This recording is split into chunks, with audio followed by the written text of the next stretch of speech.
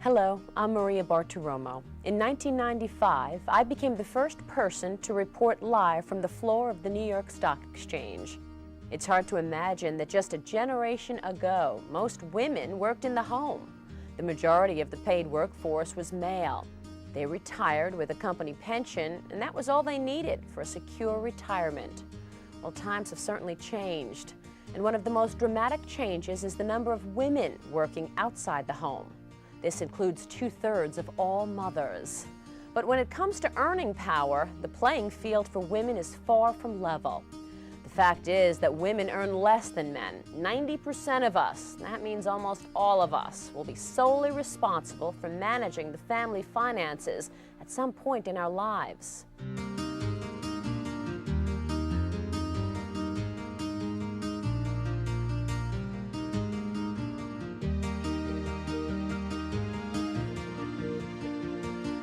In this half hour, we hear women's stories, from first job to retirement, with tips from financial experts about managing your money along the way.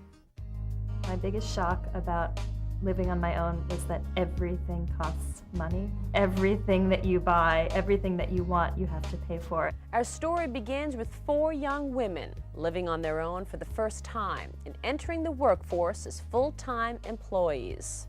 My name is Lindsay, and I'm 26 years old, and I live in New York City. I never thought much about my finances and didn't save at all, and now that I'm on my own, I'm finally starting to think about it, but I'm definitely a beginner on the finance side of things. With 1 credit card and a bank account, and just starting a 401k this month. Hi, my name is Michelle Campbell. I'm 26 years old. I'm a receptionist. In my job search, benefits were a major factor. When I was younger, I didn't realize how important benefits were. But as I've gotten older and matured, I realized that is really within first and second thing that you're looking at when you're looking for a job. My name is Laura. I live in New York City. I'm 26 years old and I work in finance. I learned from my mother's mistakes. She divorced my father when I was in college. She was in a tough position, and she wanted to make sure that her daughters didn't go through the same thing that she's going through when she was 50 years old. I probably would be investing regardless of what happened with my parents, but I don't think I would have been as aggressive about it. I literally started investing my first week of work. The biggest surprise was the first time I didn't pay off my credit card. I had just moved into my apartment, and I bought a lot of furniture and things, so I thought I'll just leave a couple $100s on my credit card. And then I had a $45 extra fee, and I had taken more than 10 transactions on my ATM card, and that was a $25 fee, and I had something had happened with a check that was a $10 late fee, and all of these things didn't fit into the careful budget I had done, and that was a very big shock. I think the biggest shock I had was April 15th, taxes. I didn't really account for taxes, and I had not taken the appropriate deduction on my paycheck. So when tax season came around and I was going through all the forms, I was certain that I made a mistake because I owed the government a lot of money. One of the biggest problems that people face in handling their money is the question of debt. When is it acceptable? When is it not acceptable? I would certainly agree that there are times when debt is perfectly acceptable. When you buy a house, nobody's going to expect you to plunk down $225,000 in cold, hard dollar bills to buy your house. I think when you're 18, you get a credit card, or even 17 these days, and you just go crazy with it. Shopping, shopping, shopping, and you don't really think about, okay, I have to pay this back. You know, it's like, oh, you think it's free money. And now I know, okay, well, if I don't have the money, I'm not putting it on the plastic. If I don't have it, I'm not going to do it. Once you get past those basic kinds of things, money that you borrow in order to make a living, which would, I guess, include money that you borrow in order to go to college or to take a graduate course. Once you get past that, I think you should be very careful. In my opinion, you're better off living in a living room without a couch for 6 months until you save the money to buy the couch. And I certainly would suggest that it is not a wise thing to do to borrow money to spend on things that don't last. I read an article once that said that the best way to figure out what your needs and wants are and where you're really spending is to write down every penny you spend for a week. So I did that and realized, not surprisingly, in New York, that all of my money was going to food and entertainment. And so I started doing small things because I realized that I wouldn't give up going to the movies or going out to dinner or buying magazines. But I realized that if I bought Vanity Fair every month, it was $4. And if I subscribed for a year, it was $12 for the year. So when you are just starting out, remember, begin now, saving for the future. According to the Bureau of Labor Statistics, for every 10 years you delay before starting to save, you will need 3 times as much each month to catch up. Know the difference between real needs and wants. Learn about the benefits offered by your employer. And take advantage of employee training courses. If you're committed and you're dedicated, go ahead and do it. Don't be afraid of it. Do you have that entrepreneurial spirit? 2 out of every 3 new businesses are started by women. With all the financial demands that come with owning your own business, don't sacrifice personal savings. Meet Victoria Mullen, a 35-year-old small business owner. My company creates architectural etched glass. We've been in business for over 10 years. I wanted my own business. That was something that I thought was part of achieving the American dream, and I felt that I could do it. I took a small loan to purchase the equipment and to learn how to use the equipment, develop some technique, and start up my own facility. We have a very respectable position in the marketplace, and we are respected for our workmanship and our quality, and I feel very good about that. I find it difficult to save on a regular basis. Most of my savings comes in at the end of the year when we take profits. But the hardest thing to deal with in business is the fluctuations and the uncertainty of not knowing what next month will be like or the month after that. Now, 10 years into it, I have a feel for what the busy season is and what the slow season is. I recognize those swings, but when it first happened, you can imagine how terrifying it was. In around 4th or 5th grade, I wanted to be a scientist. I had my little microscope. But then I started having difficulty in math, and I actually had a teacher tell me that if fractions were too hard for me, that I didn't have to do them. And as a result, I never did. So by the time I got to high school, I didn't have the math skills that were necessary for me to take the science courses that I wanted to take. So now in going back to school with greater confidence, I have been very successful in those very same math classes. The advice I have for women is certainly don't be afraid to go into business. Absolutely, absolutely not. If you have an idea, plan it out, stick to it. Don't let anyone tell you that it can't be done. I have a very clear recollection of feeling so empowered and so focused and so absolutely elated that I had made this decision and actually was now implementing it, that I could see it on the horizon. I was doing it. It was going to happen, and that was a marvelous feeling. Women-owned businesses are the fastest growing segment of the economy. And as we just saw, owning a business can be a rewarding experience. So women entrepreneurs, develop a business plan and track it. Play it safe with your financial well-being and don't sacrifice health insurance. Initiate a savings plan and invest in an IRA. When you're married, as opposed to being single, you have to take into consideration somebody else's spending and spending habits. In today's society, there are many different ways to build a family. And when you live with someone else, there are often competing financial needs. Even though dual earner families are the norm, who manages the money? Who pays the bills? Who saves for the future? Meet Michelle Barrett. She remembers the financial challenges of becoming a couple. When you're, living with somebody else, you have to take into consideration, okay, what do they need money for? And will they go to the bank and not tell me so that I can't balance the checkbook properly? But we maintain very good communication, my husband and I. And so I'm able to sort of keep things running smoothly. When you're perhaps part of a couple or thinking about getting married or living with someone, I think the most important thing is not to give up your financial independence and the responsibility for yourself. You should continue to accumulate retirement savings in your own name. You should be sure, most of all, that you know about what's going on with the couple's money. The most recent crises that we had was my husband was involved in a car accident, and as a result of that, he was out of work for about 6 months. And so I said, well, look, we've got X amount of money.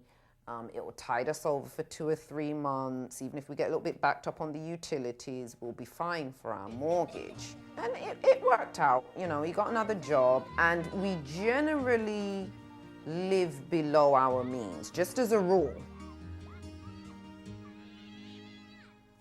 It's hard work for today's families to successfully manage their money, and for single moms, the task can present a bigger challenge.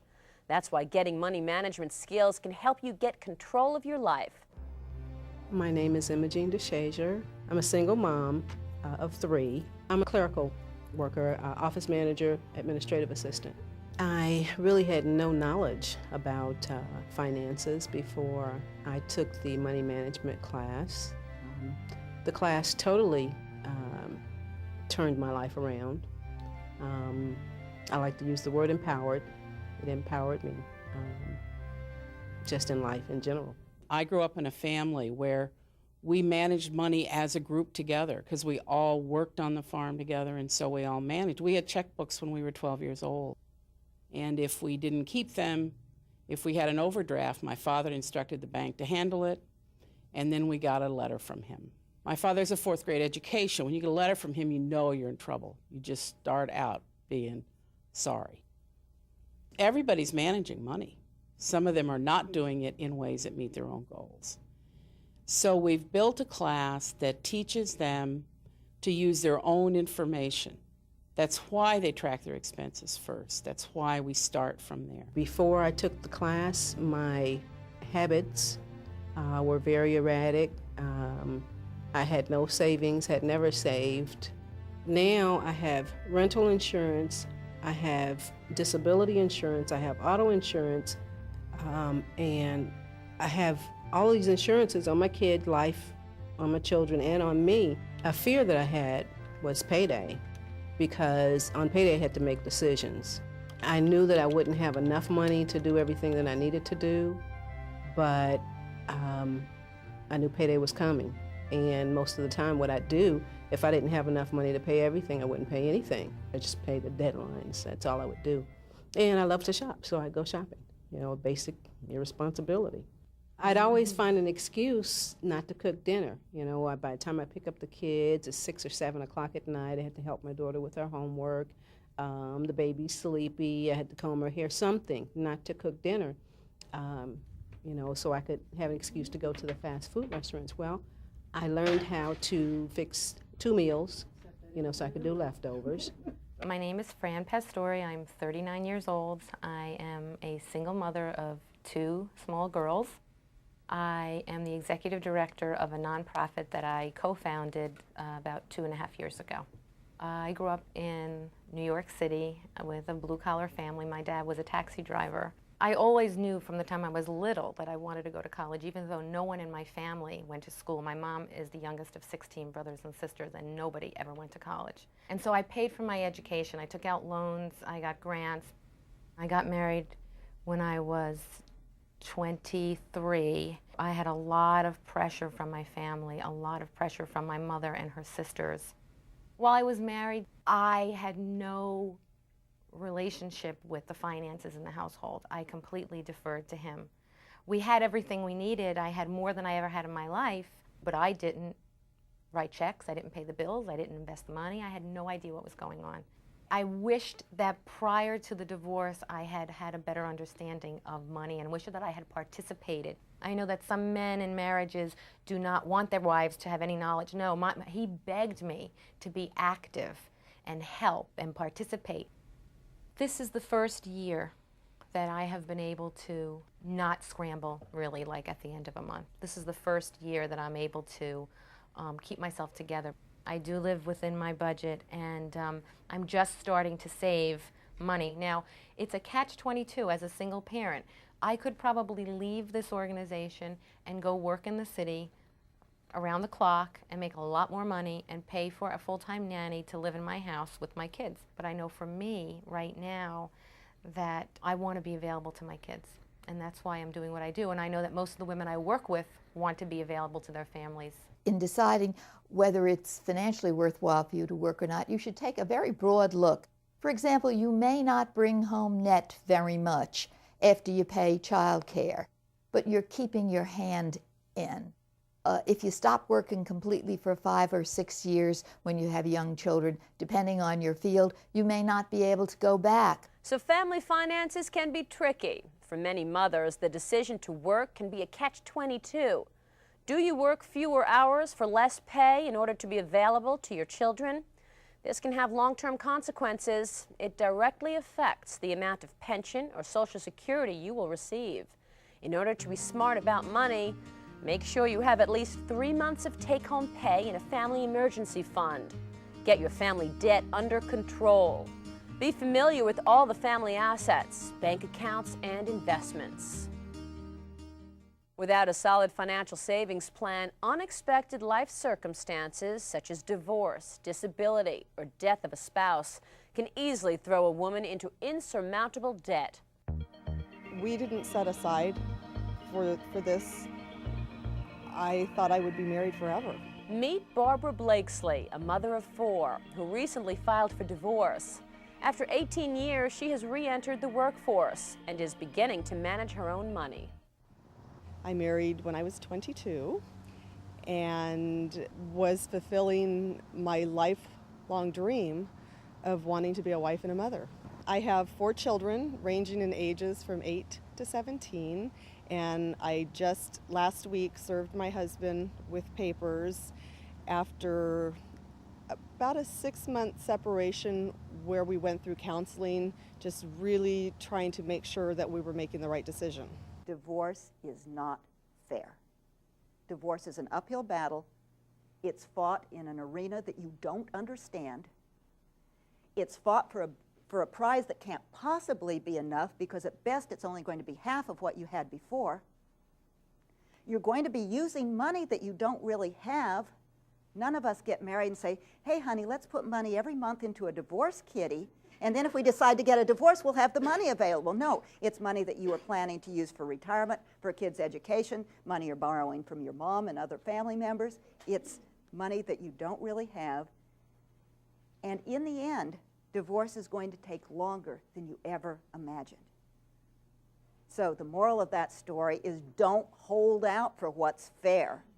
Get what you can, cut the process short. Divorce is not about the law at all. Divorce is about 3 things. It's about family, it's about emotion, and it's about money. Budgeting finances are very horrible for me, and especially now going through the divorce, we've accumulated more debt. Unfortunately, when I grew up, we didn't have a lot of money, and being married to someone who is very financially stable, I tended to spend a little bit more than we made.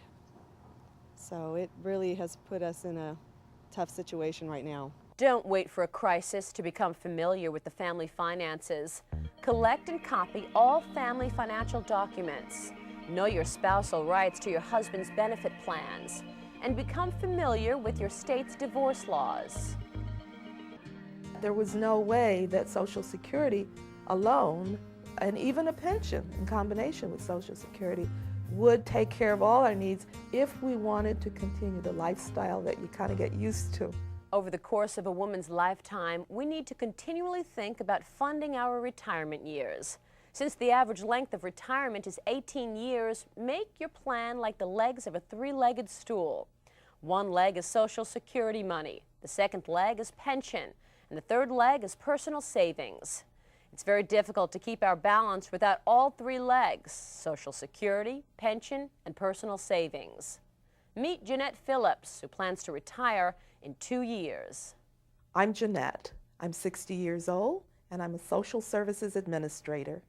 My mother really instilled a work ethic from a very early age. She and my stepfather worked very regularly and hard, and always included in their budget a portion for saving. We lived in one room for several years. They saved their money and ultimately were able to put a down payment on a home. And boy, did I find that exciting. And it also pointed out the value of saving. I met my husband in Toledo, Ohio in junior high school on the stage during a math contest. We meet at least once a year, usually twice a year, with our financial planner, who comes to our home, sits down with us, goes over with us what it is we have done to date, how well we have done in relation to what we had hoped to do. And then we make adjustments based on the advice that she gives us. My personal retirement plan now is that I will retire at age 62. My retirement income will come from 25% pension, 25% annuities, IRAs, and 25% Social Security. Social Security is a really important program for women. It's the most important program because there's a majority of women that rely on Social Security for nearly half of their retirement income.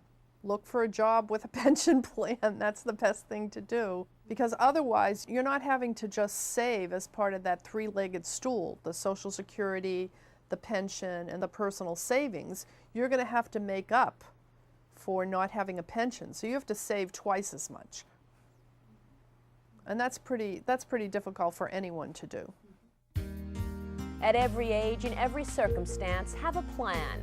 Pay attention to your money and be proactive. Your financial security depends on it.